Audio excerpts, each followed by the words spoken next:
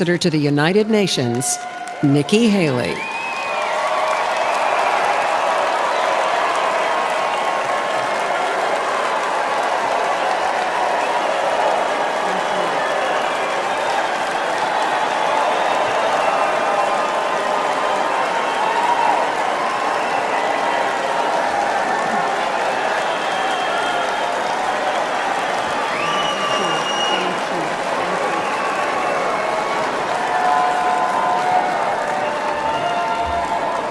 My fellow Republicans,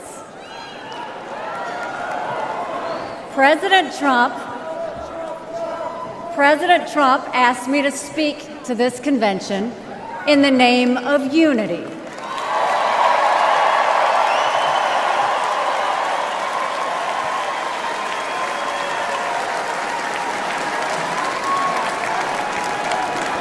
It was a gracious invitation, and I was happy to accept.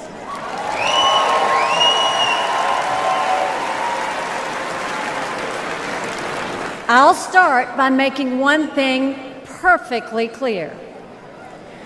Donald Trump has my strong endorsement, period.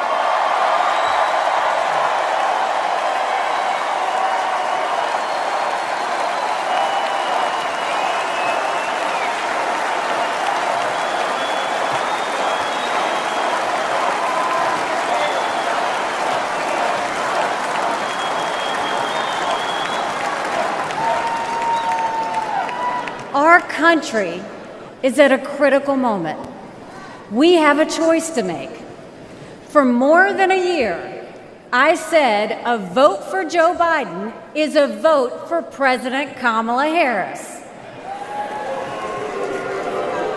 After seeing the debate, everyone knows it's true. If we have 4 more years of Biden or a single day of Harris, our country will be badly worse off. For the sake of our nation, we have to go with Donald Trump.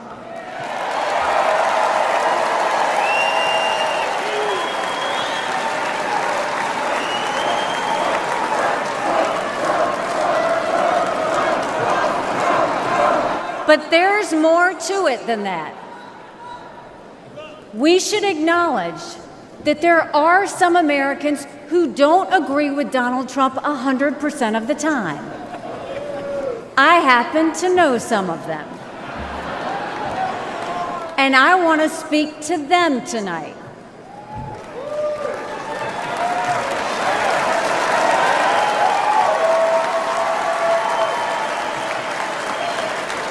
My message to them is simple. You don't have to agree with Trump 100% of the time to vote for him.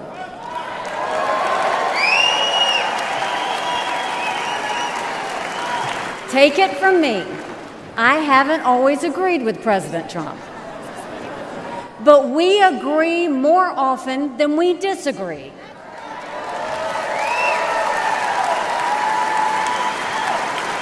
We agree on keeping America strong. We agree on keeping America safe. And we agree that Democrats have moved so far to the left that they're putting our freedoms in danger. I'm here tonight because we have a country to save. And a unified Republican Party is essential for saving her.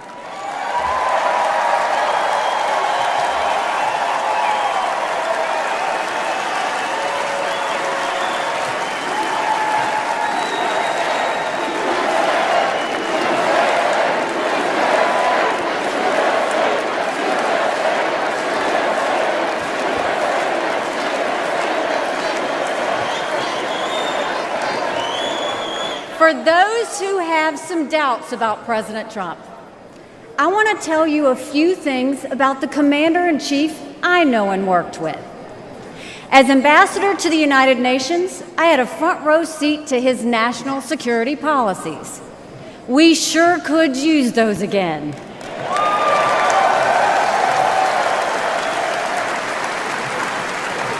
Think about it. When Barack Obama was president, Vladimir Putin invaded Crimea. With Joe Biden as president, Putin invaded all of Ukraine. But when Donald Trump was president, Putin did nothing. No invasions.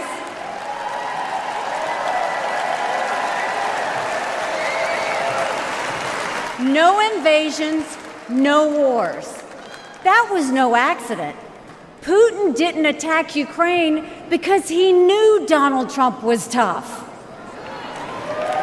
A strong president doesn't start wars. A strong president prevents wars.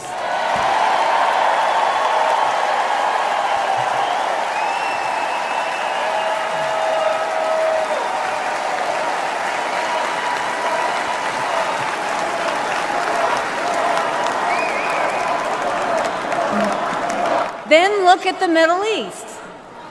Every problem in that part of the world can be laid at the feet of Iran. The dictators who chant death to America are the bankrollers and weapons suppliers for Hamas and Hezbollah. They're behind the barbaric massacres and the hostage-taking. Once again, compare Trump and Biden. Trump got us out of the insane Iran nuclear deal.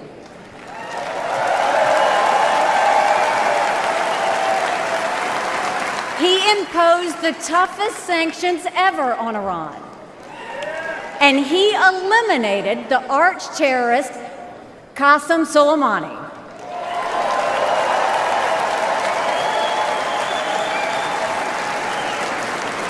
Iran was too weak to start any wars. They knew Trump meant business, and they were afraid.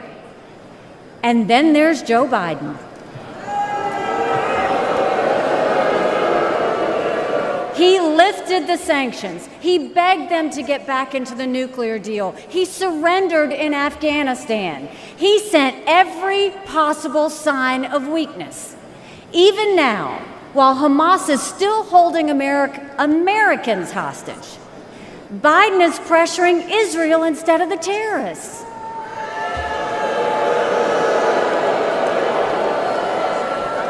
Between Israel and Hamas, Donald Trump is clear about who is our friend and who is our enemy.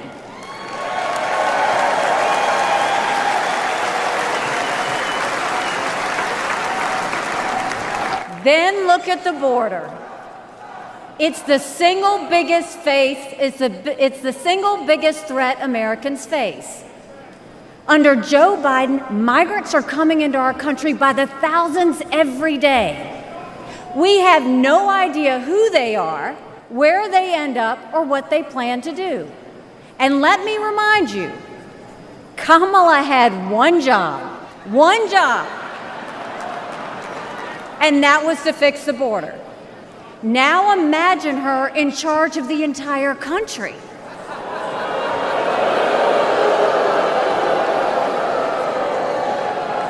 Under Donald Trump, we didn't have the border disaster we have today, and we won't when he is president again.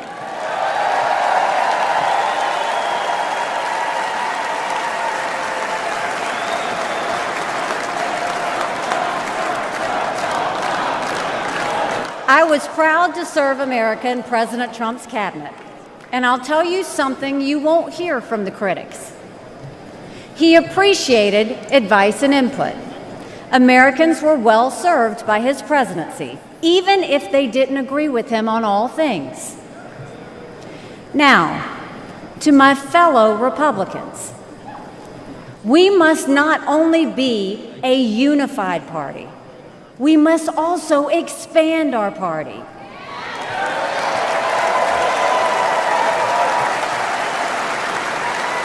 We are so much better when we are bigger.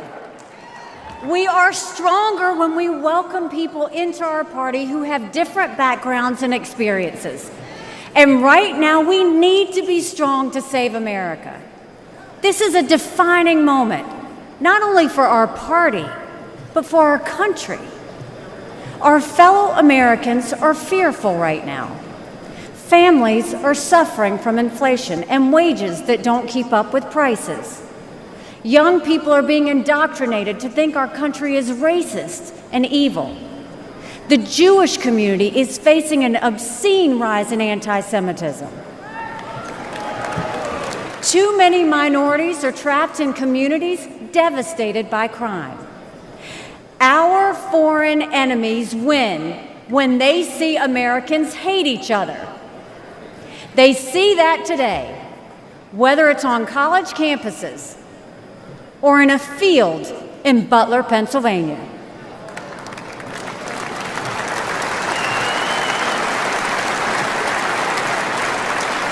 But we can conquer those fears with strength and unity. No president can fix all of our problems alone. We have to do this together. America has an amazing ability to self-correct.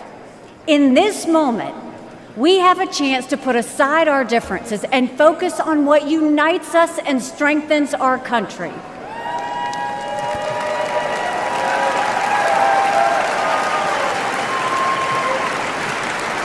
Let us join together as a party. Let us come together as a people, as one country, strong and proud. Let us show our children and the world that even on our worst day, we are blessed to live in America. God bless you. Thank you. God bless the United States of America.